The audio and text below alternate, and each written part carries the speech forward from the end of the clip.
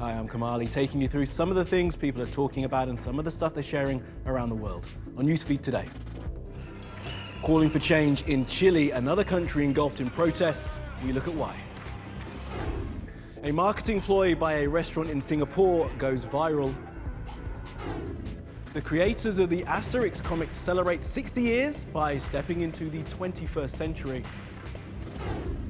And is this cool or cruel? We go to China for a story which could make you laugh and cry.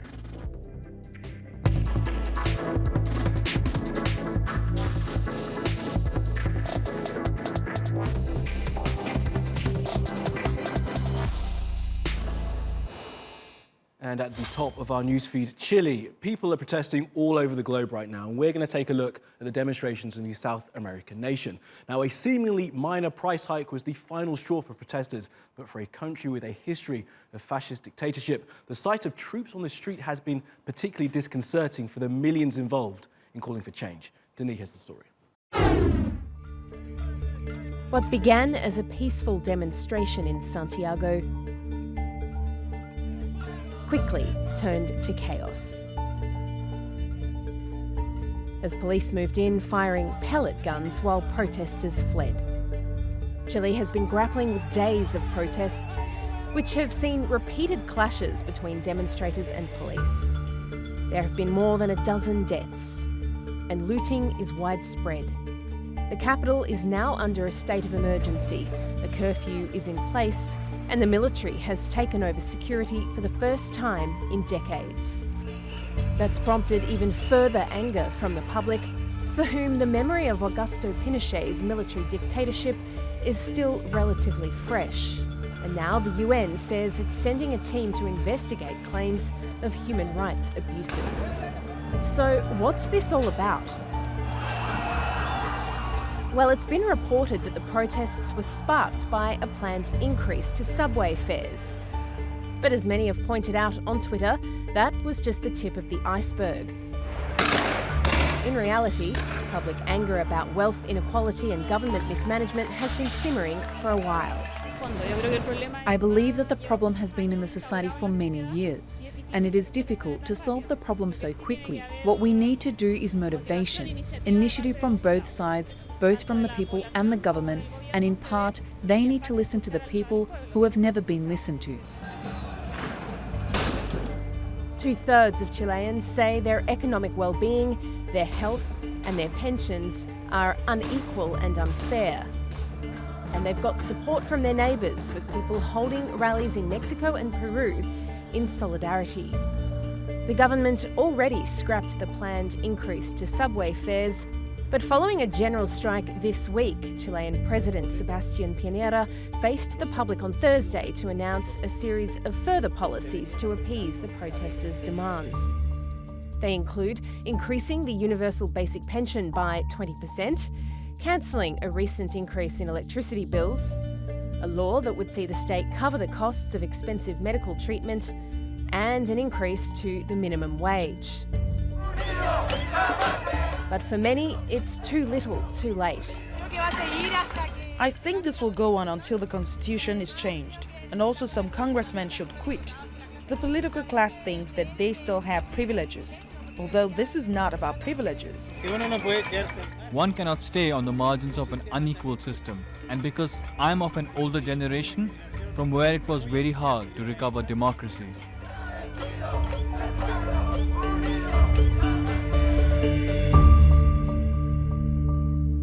Let's take a look at some of the other things that caught our eye on social media. Now, this cartoon published in an Australian newspaper is causing quite the controversy. The picture, by a male cartoonist, is critical of mums who are seemingly more interested in social media than their children. It's been described as judgmental and sanctimonious by some. Like this. This tweet says, this one showing politicians on their phone with the caption, "Dad's posting at Insta," on their mobiles while the country falls out of the pram. And this one, which says, "Don't worry about the loony cartoon. The tweet has fixed it. She's replaced the original text with, 'Mummy was right to ignore the sad old man.'" In Singapore, the House of Seafood is letting customers use a claw machine to catch a crab and then have it cooked by the chef. The gimmick has attracted complaints from Singapore's Society for the Protection of Animals, with some saying that crustaceans are not playthings. They do make good eating though. Now the claw game costs about $3.50 a go, but apparently only one person so far has succeeded in catching a crab. And those who still stand for Kanye West have been left bereft yet again. His new album, Jesus is King, has not arrived. It's almost like Kanye is trolling us, which is not like him at all. This is video of him from last night at LA's Oculus Plaza. Now, no one knows exactly what is going on. What we do know is that his name was a top trend again. Maybe that's enough for him. And he gave a long-winded interview to Apple Music's Zane Lowe. This is some of what he said. I have some visions, but the more that I'm in service to God, I just clear my head and just wake up more empty every day and let God do the driving and just use me as he may. So you know, you make plans and God laughs. So if I Well, next up, Patrick has a story for us from Beijing. It's about a sporting event in which one of the teams cheated so badly they had to be kicked out. Take a look. Well, as you can probably imagine, there certainly hasn't been an awful lot of coverage of this story in domestic media, and reports are saying that there are only 2 references to the incident on China's popular microblogging site Weibo. This was, after all, a highly embarrassing affair, what was really a substantial event. There are a total of around 10,000 soldiers, coaches and officials taking part in the military games in Wuhan, and the opening ceremony was attended by none other than President Xi Jinping himself. Now, we're told that the women's orienteering team came first, second and fourth, and the men's team came second before they were disqualified after it was discovered that spectators were giving them pointers and that special marks had been made in the tracks which only the Chinese team could read. So far, China's defense ministry hasn't responded yet for comments, but there have been plenty of gags going around about China losing its way and the PLA losing its moral compass. And now, a favourite cartoon cast is getting a new edition. The reason? The creators need to update their 60-year-old title with a female character to make their work more representative. Take a look at this. I'll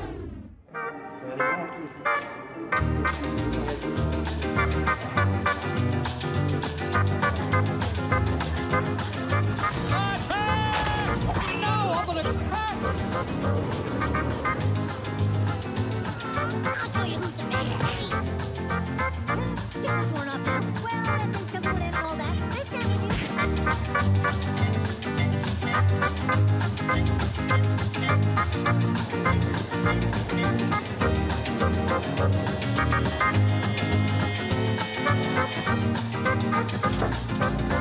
This It's not really an asterisk thing. It's more of a 1960s and 1970s comic book thing.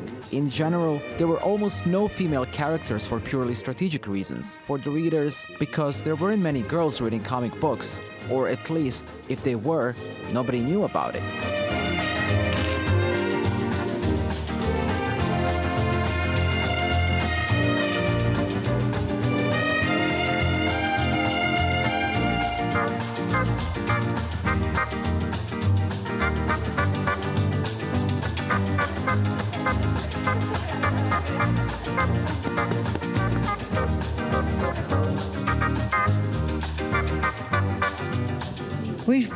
I think that adrenaline is certainly in the spirit of the times. But above all, it is in the harmony with the spirit of the work, with humour, with the adventures of Asterix in general. And it is almost a character that my father could have invented.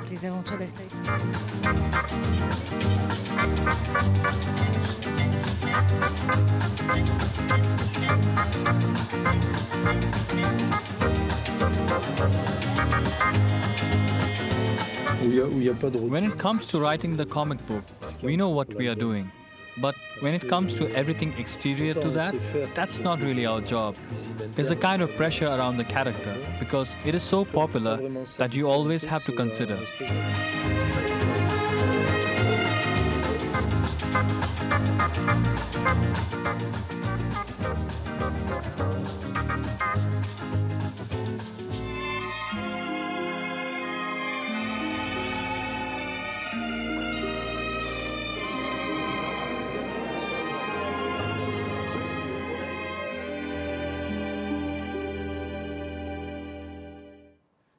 And we will keep spinning around the world now for some other stories you need to know this Friday. Now in Australia, people could be fined thousands of dollars if they climb Uluru, with a ban now officially in force. Now it's always been a sacred place for Indigenous Australians called the Ananu. Visitors' number has increased as the ban was approaching in recent weeks, with people keen to get in one more climb before they were forced to respect the wishes of the traditional owners. An emotional day. It's happiness is, I guess, majority of the feeling, knowing that people were, no longer going to be disrespecting the rock and the culture, and being safe. Also, a bit of sadness knowing that there's some elders along this journey who aren't here to witness it. Well, these are wildfires in California, burning out of control in many parts of the state and growing in size by the minute. The Kincaid fire is said to be 40 square kilometers. Thousands have been forced to evacuate their homes. It's reported that a broken high-voltage power line was the spark. And this video is of the arrest of some suspected members of the Italian mafia who, police say, have been running a con where they sent toxic waste from Sicily to China, then had it made into shoes. The shoes were then exported back and sold in Italy. 10 people have been detained and 5 are under house arrest. And take a look at these impressive-looking sand sculptures carved by artists from all over the world who came to Denmark's west coast for the annual Sondervig Sand Sculpture Festival. The theme of this year, as you may guess, was robots.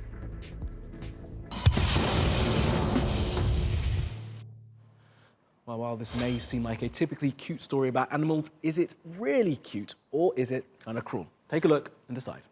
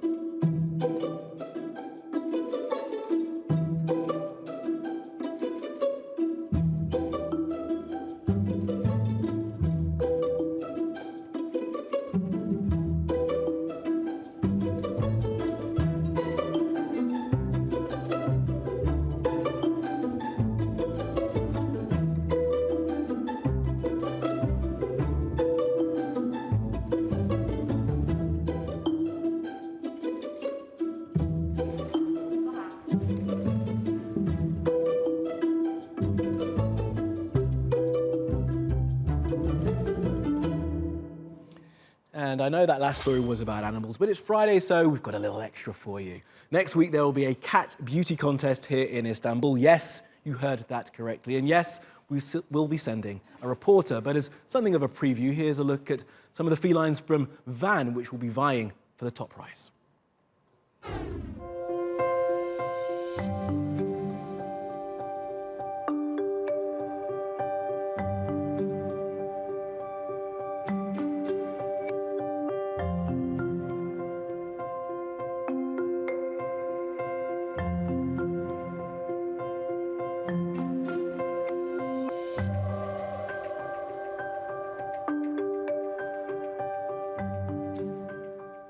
Van kedisi gerçekten Van'ın çok önemli bir kültürel varlığı.